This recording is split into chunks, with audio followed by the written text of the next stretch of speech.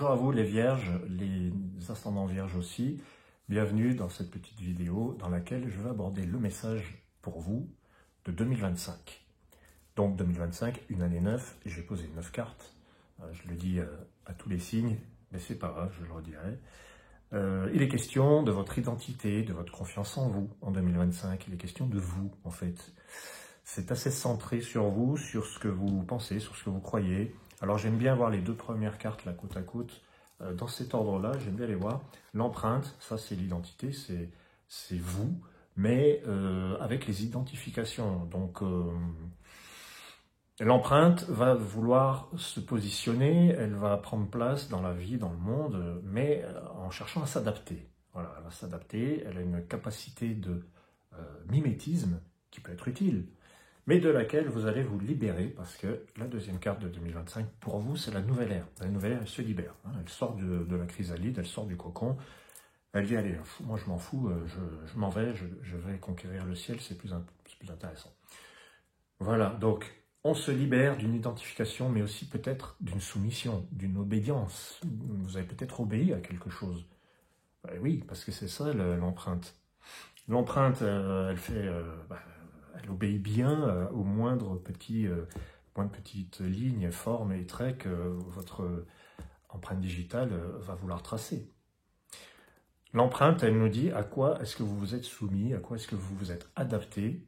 Vous avez cru vous adapter, mais vous avez obéi à quelque chose, et du coup, maintenant, eh bien, libérez-vous de ça. Vous n'avez pas à obéir à tout et à n'importe qui, à n'importe quoi. Voilà. On ne le fait pas exprès, parce qu'en plus, quand on est du signe de la Vierge, on a besoin de servir à quelque chose, on a besoin de bosser, mais on a besoin que ce soit utile. Mais peut-être que là, vous pouvez être utile autrement. Voilà. Donc on sort des identifications grâce à la nouvelle ère, et après, hop, on a quoi? On a la nouvelle ère qui nous permet de recontacter notre centre. Hein, l'être intérieur, là, c'est notre centre, c'est ce qu'on est au milieu. D'ailleurs, ça reprend, puisque l'être intérieur, c'est le principe 5, il reprend, vous voyez, le cercle, là, hein, 23. L'empreinte fait partie de l'harmonique majeure, l'être intérieur. Ça, c'est l'harmonique mineure 23, l'harmonique majeure 5. Tout ça pour vous dire, c'est un petit peu le même message. C'est je me recentre vers ce que je suis. Mais là, c'est vraiment ce que je suis. Et ce n'est pas les autres qui disent ce que je suis.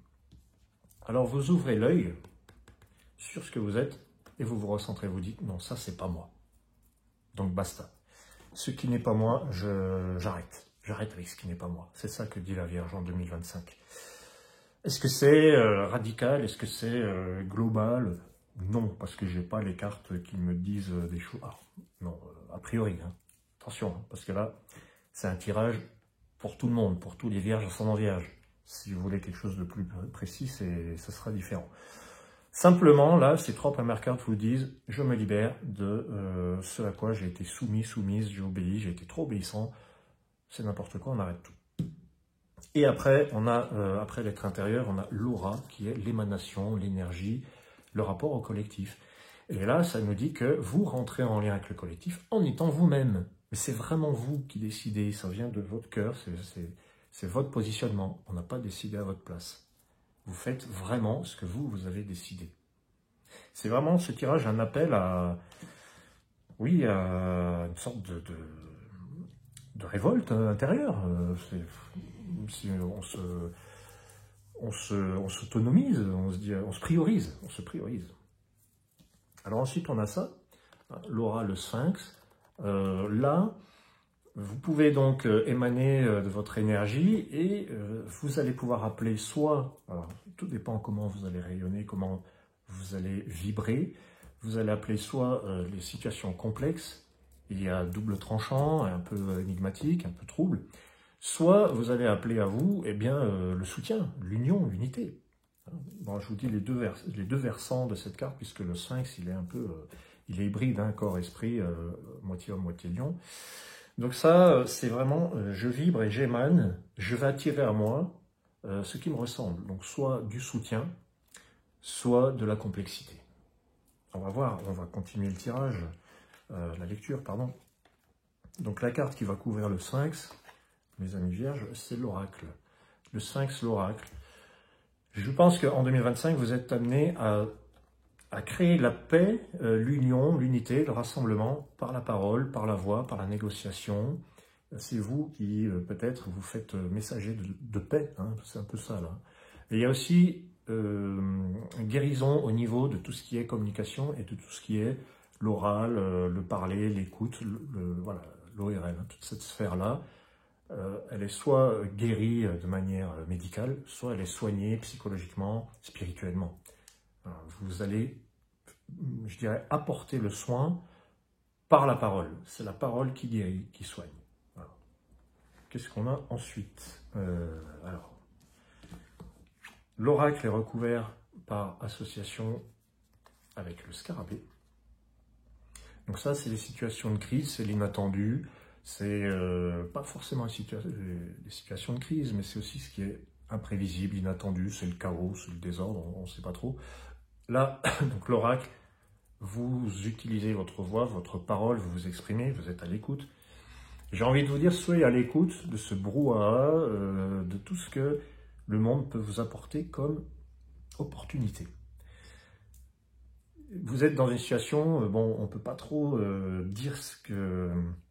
On n'a pas le contrôle quand c'est le scarabée, hein, on n'a pas le contrôle, on est au milieu de la foule, on ne sait pas qui va où, qui fait quoi. Et quand on a l'oracle et le scarabée, on vous dit, soyez attentifs, saisissez votre chance, soyez attentifs aux opportunités qui passent autour de vous.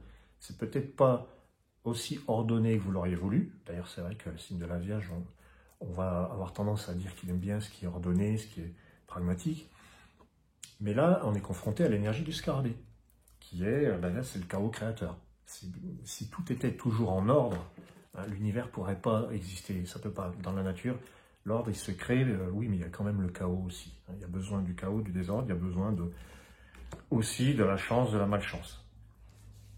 Soyez attentifs à la chance, ouais, attirez la chance à vous, créez votre chance. C'est pour moi, là je vous parle intuitivement, 2025, les Vierges, créez des situations de chance, appelez-la cette chance, elle va venir à vous.